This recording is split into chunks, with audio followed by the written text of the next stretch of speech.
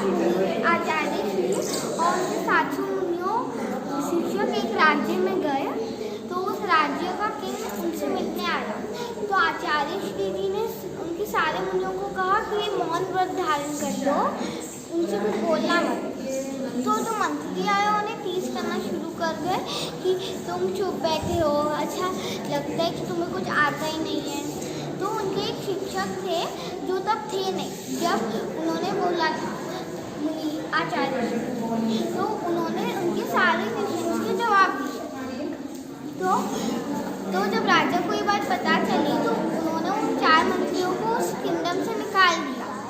फिर वो चलते चलते एक दूसरे किंगडम में आए जिसका नाम था हस्तिनापुर, और उन्होंने बहुत सारी चीज़ें की उस किंगडम के राजा के कि राजा ने उन्हें एक वर दे कि वो कभी भी कुछ भी प्रॉमिस मांग सकते। फिर धीरे धीरे वो मुनिया भी हस्तिनापुर में आए।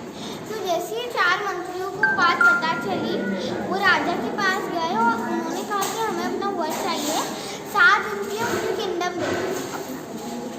तो 7 दिन के लिए जब उन्होंने किंगडम दिया ना, तो उन्होंने मुनियों के आसपास लकड़ियाँ डाल दी और आग जला दी।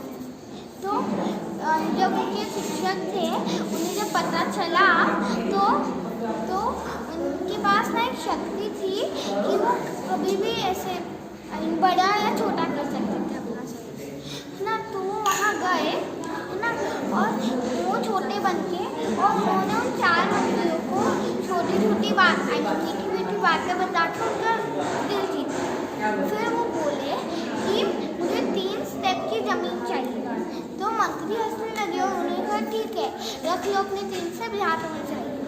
तो मुनि महाराज ने अपना साइज बहुत बड़ा कर लिया, उनका एक पैर उन्होंने एक पर्वत पे रख दिया। वो कौन सा था? मानुषोत्तर। हाँ, एक सुमेरु पर्वत और एक मानुषोत्तर। तो उन्होंने एक पाँव सुमेरु पर्वत पे रखा और दूसरे को मानसिक। तो पूरा मनुष्य लोग उसमें आ गया, तीसरे पैर के लिए कोई जगह ही नहीं थी। तो चारों मंत्री घबरा गए और वो उनसे क्षमा के लिए